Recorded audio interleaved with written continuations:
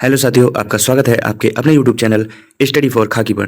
तो साथियों, एक बहुत ही इंपॉर्टेंट और बहुत ही छोटी सी वीडियो में आपको इन्फॉर्मेशन देना चाहता हूँ यूपीएससी 4543 वैकेंसी के बारे में।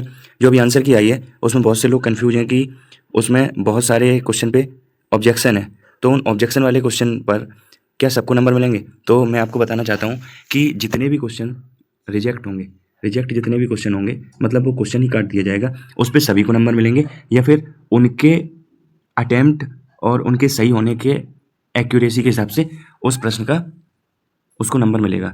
लेकिन सबको बराबर फ़ायदा उसी क्वेश्चन में मिलेगा जो क्वेश्चन रिजेक्ट होंगे। ठीक है, अगर किसी क्वेश्चन में ए और बी दोनों ऑप्शन मान लिए गए, ए ऑप्शन और बी ऑप्शन, और सी और डी नहीं माने गए, मतलब उनका आंसर ए और बी बोथ हो गया, तो वहाँ पर सी और डी वालों को नहीं मिलेगा, वहाँ पर ए वालों को और बी वालों को मिलेगा। वहीं पे रिजेक्ट क्वेश्चन की बात करें तो रिजेक्ट क्वेश्चन चाहे अटेम्प्ट किया हो या ना किया हो तो भी सबको उसका फ़ायदा मिलेगा।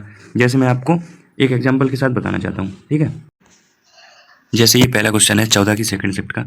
तो निम्नलिखित में से किस साहित्यकार को सलाह का सम्मान से सम्मानित किया गया?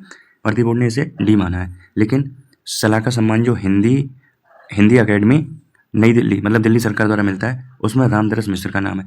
अब या तो वो इसको और इसको भी मानेगा, क्योंकि श्रीलाल शुक्ल को मिला है, वो हिंदी साहित्य अकादमी करके संस्था है, वो भी सलाह का सम्मान देती है, उसमें श्रीलाल शुक्ल को भी मिला है। तो अगर वो दोनों मानेगी तो इन लोगों को कुछ फ़ायदा नहीं मिलेगा।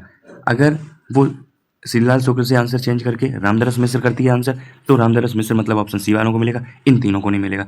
ऐसे ही मान लो कि क्वेश्चन नंबर 3, मैं सिर्फ एग्जाम्पल के लिए बता रहा हूँ, मान लो कि ये क्वेश्चन कुछ ऐसा है जो पूरा क्वेश्चन गलत है, इस क्वेश्चन को भर्ती बोर्ड रिजेक्ट करता है, तो इस क्वेश्चन के लिए सबको बराबर फ़ायदा मिलेगा। अब यूपी पुलिस जो 2024 वाली भर्ती थी 6244, उसमें क्या हुआ था कि इसमें एक्यूरेसी के हिसाब से मिला था नंबर।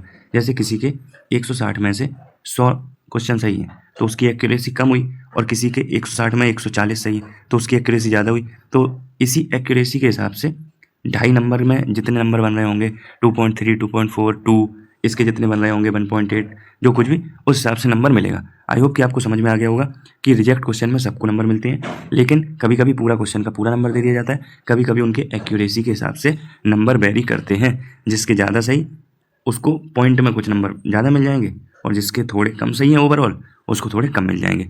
और अगर ऑप्शन चेंज किया जाता है तो जो ऑप्शन भर्ती बोर्ड सही मानेगा उसका सही माना जाएगा। अगर ए और बी दोनों ऑप्शन माने जाते हैं तो ए और बी दोनों वालों को मिलेगा, सी और डी वालों को कुछ नहीं मिलेगा। ये थी एक छोटी सी जानकारी। अगर वीडियो अच्छी लगी हो तो वीडियो को लाइक करें, शेयर करें और कमेंट करें, और जो लोग चैनल पर नए हैं वो सब्सक्राइब करें। धन्यवाद।